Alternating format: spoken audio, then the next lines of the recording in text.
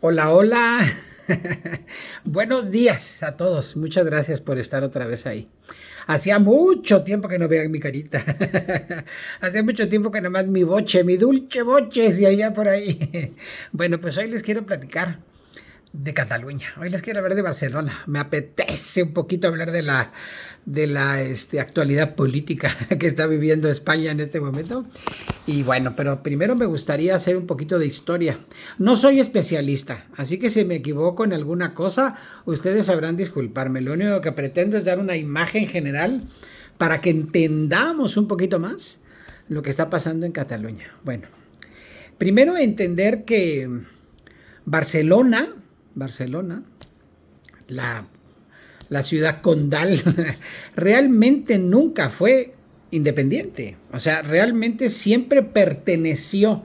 Bueno, esto nos vamos a remontar ahí a un señor, me parece que era Berenguer, el nombre no me acuerdo si era Luis Berenguer o algo así. Este señor era un conde no poca cosa, un conde, el conde de Barcelona, era un señor importante y tuvo la suerte, dijeran en México, perdón la expresión, de dar el braguetazo, porque se casó con Petronila, Petronila de la casa de Aragón, Petronila de Aragón. Y entonces Petronila de Aragón pues resulta que era la heredera de su padre.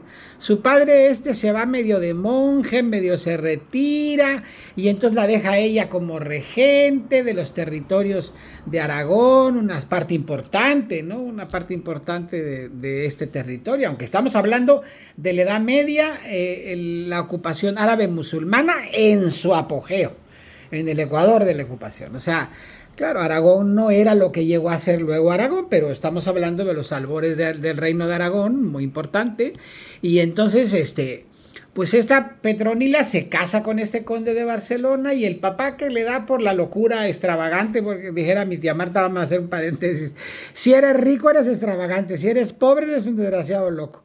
Entonces este extravagante se fue por ahí a un monasterio, se retiró ahí a un monasterio y le dejó a la hija y luego volvió a escriturar otra vez el testamento y le dijo, no, que le quede todo. Pero adoptó a este señor Berenguer como hijo. Bueno, y ahí hay dos versiones del asunto, como siempre, ¿no?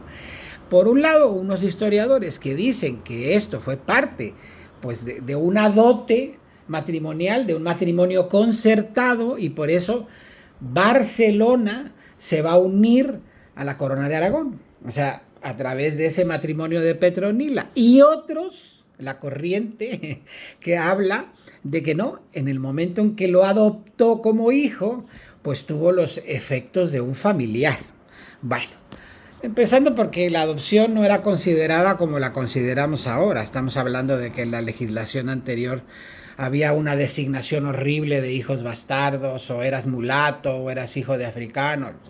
Había cosas horrorosas que hoy en día serían impensables. Hacía traspolar una situación actual a la anterior, me parece que es desacertado. Pero bueno, así dando tumbos y creciendo políticamente y ganando territorio. Recordemos que Barcelona es un punto muy importante. Barcelona es un puerto muy importante, siempre lo fue. Por eso el matrimonio tan importante de Petronila, el braguetazo de Petronila. Eso de braguetazo en España no lo van a entender, pero le voy a decir que sería como un cremallerazo. Así sería en España, esto que estamos hablando. Y entonces, por eso tan importante, porque era un puerto a la salida al Mediterráneo, era un lugar estratégico muy importante, siempre lo fue desde la Edad Media, y conforme fueron conquistando territorios hasta que llegan los Trastámara, ¿no? Los famosos Trastámara. Y entonces los Trastámara sí van a abrir una nueva era, ¿no?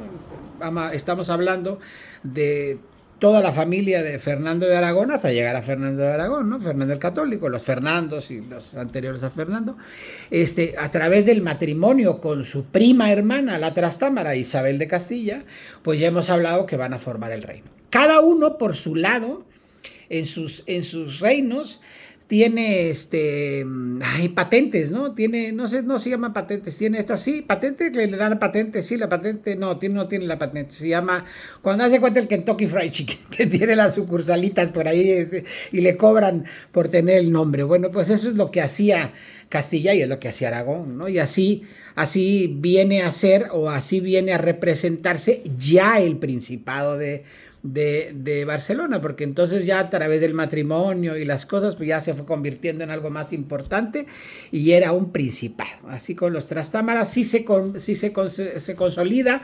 Hubo unas Cortes Generales en Barcelona a través de la Corona de Aragón, que en ese momento Aragón va a ser una potencia en Europa, porque Aragón va a tener en su dominio pues parte del territorio hoy italiano, ¿no? Nápoles, la Cerdeña, o sea, va a dominar prácticamente el Mediterráneo, las Islas Baleares, en fin, va a ser una potencia económica, naval, comercial, y entonces Barcelona va a adquirir una importancia tremenda, y a través de eso pues le unen varios territorios, y así es como llega a Valencia, y entonces se empieza a hablar por el idioma que se hablaba ahí, que es el catalán. Esto es importante que lo vayamos entendiendo por lo que vamos a hablar después de la realidad política actual de Barcelona.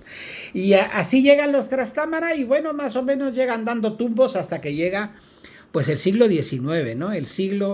Primero antes del siglo XIX va a venir Fernando VII, ¿sí? Primero van a venir los Borbones, la Guerra de los 30 años, la famosa Guerra de los 30 años, que va a acabar, entre otras cosas, con la hegemonía del poder que había en Europa. En Europa había un enorme y gran imperio, que era el Imperio Español, y por otro lado el Imperio Otomano, que eran los que dominaban Europa. Y entonces la Guerra de los 30 años venía a romper esa hegemonía y va a entrar en juego Francia, ¿no? La Francia de los Borbones. Y entonces se van a establecer, la dinastía Borbón se va a establecer en este imperio, en esta nación, en este país, se va a venir a establecer a través de la figura del nieto de Luis XIV, que va a ser Felipe V, del que va a tomar el nombre el actual monarca, y va a ser hasta el actual monarca, que va a haber otro Felipe, que es el Felipe VI, ¿no?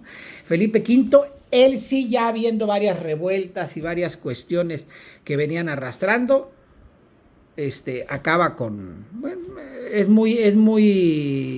Barcelona es muy atacada, el conde duque de Olivares y varios personajes tratan de centralizar la cuestión económica. Todos quieren meterle mano cuando hay riqueza y cuando hay poder, todos quieren meterle mano, ¿no? Y entonces ahí empiezan a quitarle libertades a Cataluña, la actual Cataluña, ¿no? Barcelona, el Principado de Barcelona, le empiezan a quitar cuestiones, y empiezan a repartirse, hasta que va a entrar en juego Fernando VII, la regencia, la esposa, la muerte de Fernando VII, va a ser regente la esposa en nombre de su hija Isabel II, que van a ser desastrosos, no solamente para este país, que también, ¿no?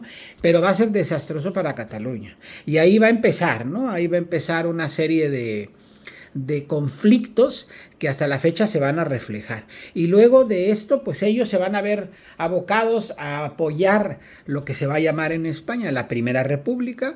En Cataluña van a apoyar la Primera República a través del general Prim, y luego a este general pues lo van a asesinar. Y bueno, era la parte que sostenía el reinado en esa época hubo las guerras carlistas. El hermano de Fernando VII siempre se creyó con el poder, porque tardó él muchísimos años en tener descendencia. En algún momento el hermano fue nombrado príncipe de Asturias, y entonces el hermano siempre se creyó, hasta que nació la hija, que es Isabel II, ¿no? Isabel II, pues prácticamente desde que nace es reina, ¿no? Entonces la madre va a ser regente, una mujer corrupta, la tuvieron que correr de acá, y se va a formar la Primera República. La Primera República Española, pues también tuvo una parte muy importante, la Cataluña del siglo XIX, ¿no? Ese siglo XIX es un siglo decisivo en Europa y en el mundo, porque es el siglo en que se forman y se deshacen los grandes imperios, ¿no? Es el tiempo en que se va a formar el que se va a consolidar el Imperio Británico, el que va a surgir Francia a través de Napoleón III, el que va a surgir todas estas grandes potencias europeas. Y se van a apropiar de muchos de los territorios. La mayoría de los territorios que tenía España y Portugal se los van a repartir ellos, y se van a quedar con el pastel. Y entonces va a llegar, es en ese siglo convulso, van a apoyar, y entonces en las guerras carlistas deciden ellos que no es óptimo para España ser una república, y entonces optan por una monarquía parlamentaria y nombran a Amadeo I de Saboya, que llegó a ser rey de España, lo traen, ¿no?, un pariente ahí lejano de ellos, lo traen a reinar, periodo corto y desastroso, y entonces, bueno, hasta que va a venir Alfonso XII, el pacificador, y en Cataluña va a ser todo menos pacificador. Bueno, y entonces va a llegar la corona española, y entonces empiezan a haber una serie de anomalías hasta que va a llegar, pues prácticamente la Segunda República Española. Y la Segunda República Española es muy importante porque en Cataluña va a encontrar un bastión. En Cataluña van a encontrar bueno, en el siglo XIX, ¿se acuerdan de Amadeo I de Saboya? Bueno, pues Amadeo I, en esa época se formó un partido que se llama actualmente Esquerra Republicana de Cataluña. En esas épocas se formó este partido, en el siglo XIX. Es un partido muy consolidado, partido republicano de izquierda, y entonces van a encontrar ahí un apoyo. En la Cataluña hubo un movimiento rural y hubo un movimiento, varias cosas ahí que surgieron. Cataluña era una zona industrializada, era un puerto importante, comercial, una zona muy rica. Es la frontera más importante que tiene este país con Francia, otro imperio muy poderoso en ese momento. Y entonces ahí pues se van a encontrarse con esta serie de circunstancias, y entonces nombran en algún momento de la historia de España, se consolidan, no me acuerdo cómo se llama, si se van a llamar los pueblos o las repúblicas independientes ibéricas o algún intento de estos, y Cataluña va a ser una república independiente en un sueño de ser una cuestión confederada, ¿no? Van a soñar en una confederación al estilo yanqui, ¿no?, al estilo norteamericano. Y entonces en esas están cuando viene el golpe de estado militar de Franco, estalla la guerra civil, Barcelona cayó al último del último, porque ahí se concentró todo el poder, no solamente el poder de la República, que ya venía la República Catalana, ya venía consolidada, sino a través del poder de la República Española, que ahí el señor Azaña, me parece que es Manuel Azaña, no estoy seguro si es Manuel, pero sí apellidaba Azaña, este señor se va a refugiar ahí en Cataluña. Cataluña fue muy importante en la Guerra Civil Española, porque por ahí pues se salvaron muchos de los patrimonios de este país, ¿no? En fin, y esa guerra fue durísima. Hubo la batalla del Ebro, que fue la batalla decisiva, en la que cae Barcelona, en la que cae Cataluña, y el general Franco se va a ensañar con ese territorio. Y entonces va a ser una especie, pues yo lo voy a llamar así, no sé si es correcto, va a ser una especie de balcanización en Cataluña, porque entonces va a querer meter la cultura y la lengua, la va a querer meter con calzador, ¿no? Porque en ese momento de la dictadura militar de este país se suprimieron todas las libertades, y Cataluña siempre ha sido, porque hasta la fecha lo es, ¿no? Es puntera en derechos, es puntera en la cuestión jurídica, es puntera en muchas cosas, ¿no? Vamos a hablar ahorita de Hacienda, que es el tema que nos va a ocupar, al que vamos a llegar con toda esta explicación.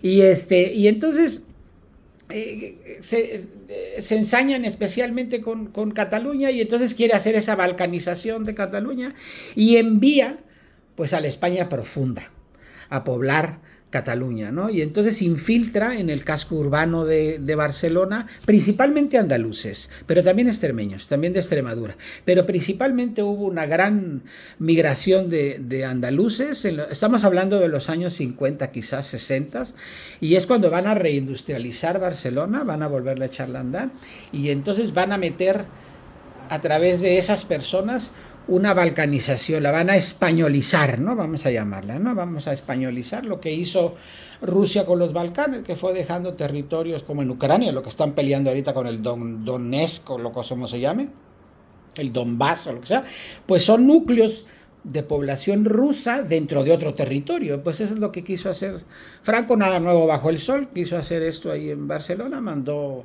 andaluces, se infiltraron en la cultura. De hecho, el anterior presidente de la Generalitat, Montilla, no sé si es Manuel Montilla, yo ya estoy poniendo Manueles a todos, ¿no? No sé, es Montilla, si el apellido es Montilla, era de ese origen andaluz, catalán, pero de ese origen andaluz, ¿no?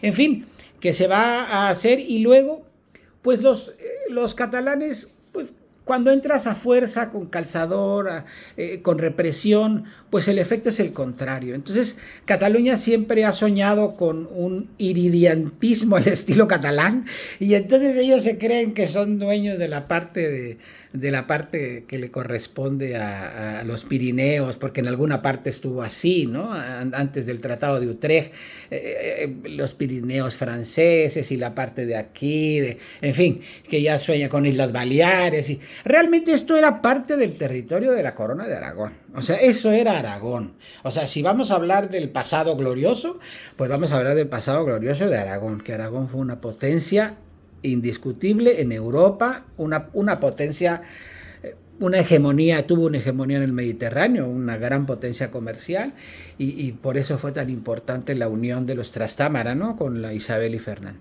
Bueno, y entonces ellos van a soñar con eso, van a soñar con su lengua, con todo lo que les reprimieron, y vamos a venir cargando esas cosas en los años. Va a morir el general Franco, y entonces van a llamarle a esto la era democrática, ¿no? Bueno, realmente estaban recuperando la democracia que les habían robado, ¿no? Porque esto ya había venido de antes. Y entonces le vienen a ver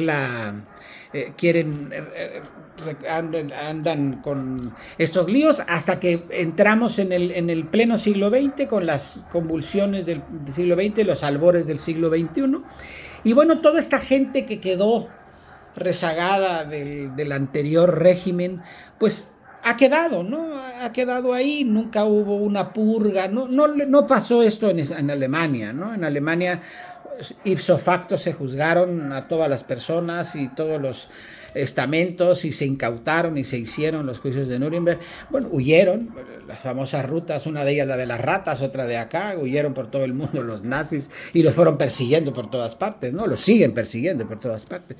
En fin, esto no pasó aquí con la dictadura de este país. Acá más o menos fue light el asunto y pasó más o menos este periodo, y entonces van a venir los gobiernos sucesivos, primero de derechas y luego estos de izquierda, pero con los gobiernos de derechas siempre se ha tratado a ese territorio como una parte de España, y ellos realmente tienen, pues no sé si siglo, pues yo creo que sí, capaz ya tienen 1000 años, ¿no? No casi, si no 1000 años, casi 1000 años, porque estamos hablando de la Edad Media, cuando estábamos hablando de Petronila y de este matrimonio, braguetazazo de la historia, casi 1000 años, que ellos tienen una identidad propia, han encajado en ese territorio magníficamente, y yo creo que tienen futuro como parte de ese territorio, pero con sus singularidades históricas, lingüísticas, culturales. Yo creo que sí. Bueno, y entonces abordamos en este momento lo que está pasando en este instante. En este instante, pues viene el Partido Socialista, que es el que gobierna, con una serie de apoyos, ya le hemos hablado. Dentro de ellos, dos apoyos muy importantes. Uno que es el de la famosa Esquerra Republicana, que les dije en el siglo XIX que surgió. Bueno, pues esa Esquerra Republicana es uno de los grandes apoyos para el gobierno de este país. Y otro que se llama, un partido que viene arrastrando de diferentes nombres y siglas hasta que se llama Junts per Catalunya. Ese partido es independentista también, pero es independentista de derecha. Pero, sin embargo, ha logrado pegotearse ahí de alguna forma al gobierno actual, y ahora pues gana las elecciones el Partido Socialista. Yo se los había dicho algunos meses atrás, y había que conformar un gobierno, pero para conformar un gobierno en este país y en estos territorios europeos tiene que ser una mayoría parlamentaria, no tiene que ser la mayoría que gane, sino la que obtenga más apoyos en el Parlamento, que el Parlamento es donde emana todo el poder de todos estos lugares, antiguos reinos, condados, principados, imperios y países de este continente, tienen que ser apoyos parlamentarios. Esa es una de las cuestiones que ellos han llegado a entender como democracia, y me parece acertado, porque es la voluntad del pueblo. O sea, ahí se emite a través del voto la voluntad última del pueblo.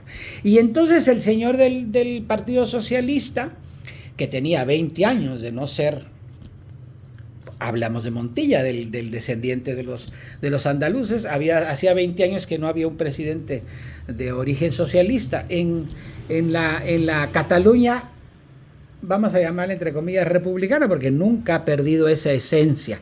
Cataluña nunca ha perdido esa esencia desde el siglo XIX hasta acá, siempre ha tenido un profundo arraigo republicano, ¿no? Y entonces llega a ser socios y empiezan a platicar, pero claro, pues estos señores de Esquerra Republicana, que son sus socios en el gobierno central, pues no le iban a dar tan fácil el apoyo, porque no tiene la mayoría el Partido Socialista. Requería de los votos de ellos y de otro partido independentista, que es relativamente más fácil de manejar. Pero bueno, aquí había que hacer un ajuste. Y entonces el ajuste parece ser que va a estar, aunque no lo conocemos bien todavía, parece que el ajuste va a estar en los dineros. Aquí en este país, pero es por otras realidades distintas que no vamos a abordar en este momento, pero el País Vasco y Navarra tienen una realidad fiscal distinta de todo el resto de España.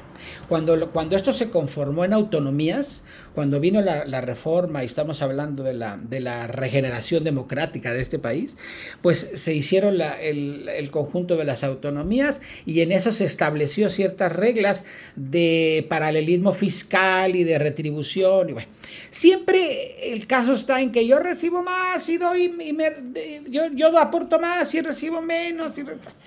Siempre hay en eso, esa discusión. El modelo porque así está la Constitución, por otra realidad que luego abordaremos, el País Vasco y Navarra, que es la comunidad foral, tienen una situación fiscal distinta. Y entonces ellos quieren esa misma fiscalización. Y parece ser que se las concedieron, aunque yo no he leído el texto de la ley, ni hemos visto lo que va a pasar realmente. Se habla mucho, pero se sabe poco realmente. Entonces parece ser que se va a abordar una realidad distinta que va a ser el inicio de un cambio.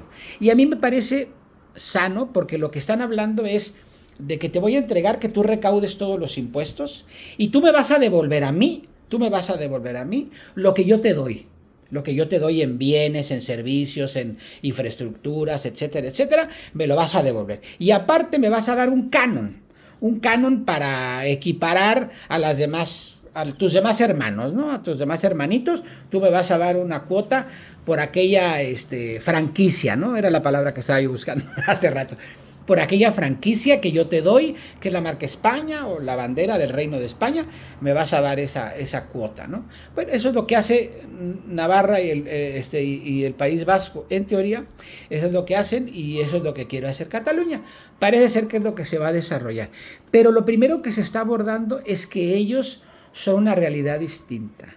Ellos realmente, a mí me parece que sí son una parte importante de este país, que tienen singularidades que hay que respetar y conocer, y me parece que podemos convivir perfectamente en paz, hablando 2 o 3 idiomas, como por ejemplo yo ahorita, que no se me ha entendido la mitad. Podemos llevarnos muy bien y hacer muchas cosas en común. Bueno, espero que no les haya aburrido este lunes maravilloso de agosto. Espero que estén contentos, que pasen una semana feliz. Me parece que es 12 de agosto, ya me perdí la noción, pero espero que estén bien, que tengan una feliz semana. Les mando un abrazo y un beso y gracias por escucharme.